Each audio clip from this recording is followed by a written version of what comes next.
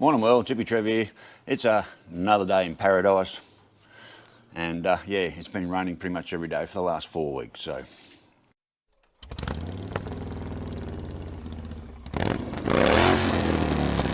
okay, so morning world. It's been a long time since my last video. Well, it feels like it's been forever. Not really much has been going on, apart from pretty much it rains every day, and has been for pretty much the last 4 weeks or more. Not as bad as what they're getting it up north, of course, but you know, I just don't get out on the bike because it happens like it's a bit like Victorian weather: sunshine, rain, and it sort of goes on every day, and it's just been raining every day. So it's been raining pretty much every day for almost the last 4 weeks, and I'm not every day like hammering down, definitely not like what they've got up north. But it's enough not to want to get out on the bike at all, because you just know you're going to get caught out in a shower somewhere. And some of these showers are pretty intense. They're like mini storm cells that just come out of nowhere. So we can have sunshine here for a good couple of hours most of the day. You sweat and it's about 35, 36. Then out of nowhere, shower will come along, boom. And it'll hang around for 4 or 5 minutes, dump a shitload of rain. And then we're back to sunshine, and that goes on for a few hours. And that's sort of pretty much how the day's been. So getting out on the bike's not really an option. I really haven't been doing anything else. I did help Mr. B, a friend of mine here, who had I think it was a 96 dunny door VS or something. So I've been sitting in his shed for about, I think he said 7 years, just sitting there. Tyres were flat, battery was dead as, and in that whole time, hadn't been started. So I went round, put a bit of effort into it. We got chucked a new battery in there, and we got it going, and he was very much delighted. So good on Mr. B. And he's got his Commodore back up and running. Needs a few more things to get it on the road, but after 7 years sitting around, I didn't film it. It was in this really dark shed, and to get things done, I had to have a torch stuck in my mouth while I did fiddle around and get a few things done. But it didn't take much to get going. Pretty much fired straight up. A bit of ether down the tube, some fresh fuel, bottle of metho in the tank, and a fresh battery off and running. A few cranks, and yeah, we definitely got it going. So I'm sure he'll be happy with that. So. And it needs a little bit more work to get it back on the road, but after sitting for 7 years, it started up pretty well, and Brother Pete loves his dunny doors, and I can see why. And it's got plenty to get up and go, and everything was working straight off the bat, so that was pretty good. So, my leaving date, it's supposed to be next Wednesday, 17th. We got rain every day for the next week, or if not more, and some days are going to be a lot heavier than others. And it's not just here, it's pretty much all the way down through to Gundawindi and Moree. And there's a lot of places down through middle New South Wales. I've had a fair bit of rain too. Not only that, we're still on school holidays. And not only that, then the following weekend, we've got the long weekend of Australia Day. I really want to get going. Just sitting around and waiting is driving me nuts. I've reorganised my load a few times and so forth, and I think I've pretty much got that sorted. So I was just sitting here waiting. I'm not starting any projects because, you know, I could have to go at a moment's notice. It's a constant look at the bomb site and the weather. Now, the other thing is, with all the amount of rain going down, I'm sure there's a fair bit of road damage in a lot of places, which means road crews. And if you're rolling into a town and about 30 mile out, there's a big road crew working there, you can be guaranteed you're not going to get a motel in town because they're all fully booked up. That's exactly what happened to me on a trip coming back from Pete's. I think the last ride back 2 years ago, 2022, when I had my front and rear tyre fitted down there at Bendigo. I come into Forbes, it was pretty late in the day, and about 20-30 mile out of town there was like this big stretch of roadworks, went for about, you know, 10-15 k's, and I got into town. Wasn't a motel to be had, and lucky I scored the last room of a motel available, because the whole town was just booked out with work crew gangs on the roads. At 140 bucks a night, I didn't care. I'd been on the bike all day. It was a big run up from Pete's Place up to Forbes, so I was ready to get off the bike. But what I've noticed now, if there's been lots of road damage around through rains and floods and everything, then the road crews, they pretty much book out all the towns as far as motels. I have no idea what my accommodation is going to be like going down through New South Wales or even at Gundawindi. And the other thing is, with all the rain that's around, I know down at Brother Pete's Place and all around Shepparton, and they have all just been flooded solidly again. That means there's a lot of displaced people, which means getting motels could be also a little bit difficult. One, like I said, school holidays, long weekend coming up, and with all the rain and floods floating around, there could be so many displaced people at the moment. Getting a motel might be absolute nightmare. I'm too old to be camping on the side of the road. I'm going to put that real straight. You know, I'm 61 years old. I don't need to be sleeping in my swag on the side of the bloody road. I want a motel. I want power to do what I have to do, and yeah, I want a shower each night. So I'm going to motel on the way down. I'm too old to be sleeping in the bush. I'm just not going to do it.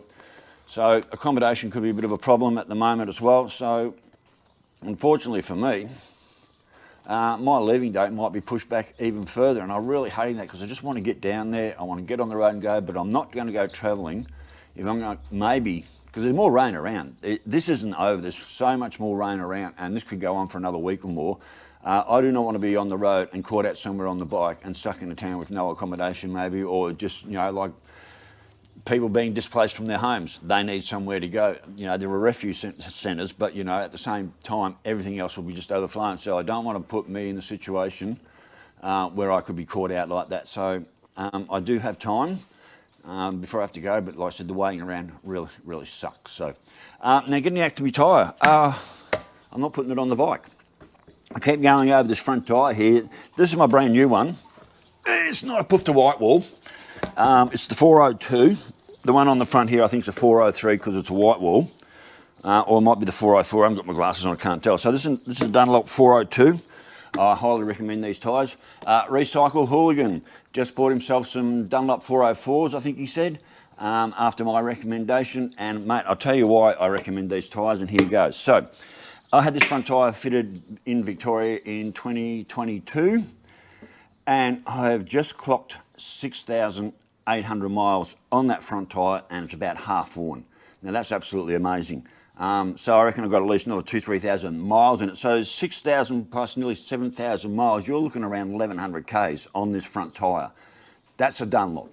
The back tyre I put on not so long ago, and I've just clocked 1,500 miles on that, so it's probably got another maybe 5,000 miles left on it, so that's not a problem. I'm going to carry this down on the bike. I know it's a bit excessive. I'm not going to pull a half-worn tyre off my bike to put a new one on. It'll sit on the top of the load, strap it down, and I'm going to carry it with me because these tyres are really hard to get. At some point this will need replacing.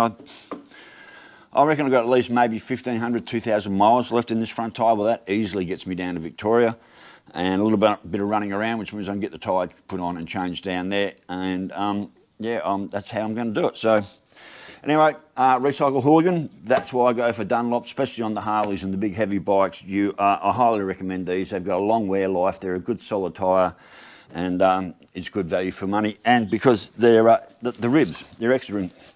The ribs are reinforced. I don't know if you can hear that, but there's ribs all the way around. These are a reinforced sidewall, sorry. These are a reinforced sidewall on these tyres, which what makes them so good. They're not a sport tyre as far as, you know, they're not like a Metzer or something like that where, you know, you're riding a sports bike. This is a big old heavy Harley. She ain't no sports bike. I want long wearing and value for money.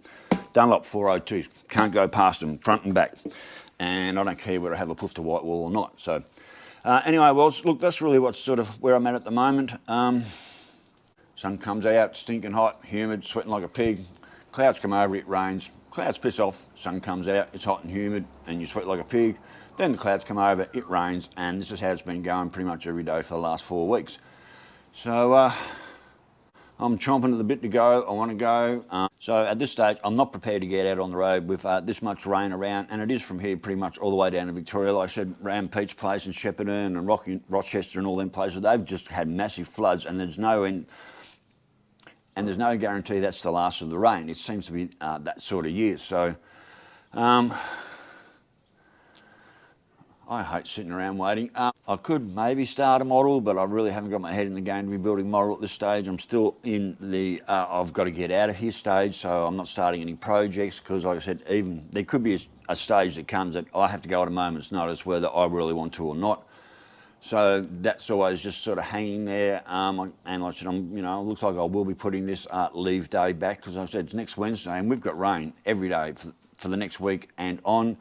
And like I said, it goes as far down as Gundawindi and Moree. And, you know, I'm just not prepared to be riding in the rain and then get down to a place like that and there's no motels because there's work crews or something there. So, and I do everything on the fly. I don't check ahead. I don't book motels because I never know how far I'm going to get each day. So I was basically rolling the town, fingers crossed, and hope for the best that there is accommodation available. That's why I do carry my swag. I could even end up in a caravan park, but these days even getting an on-site van would be pretty much almost impossible. So at this stage, it's just a waiting game, and I'm really chomping at the bit to go. I'm ready to get out of here. So anyway, worlds, that's where we are at the moment. I said I've got no projects going on. Nothing's really happening in my life. The only thing I did in the last week was, like I said, help Mr. B get his dunny door going after sitting in the shed for 7 years, and that didn't take all that long. So in saying that, anyway, worlds, stay safe, keep your knees in the breeze, and I will catch you later. Bye.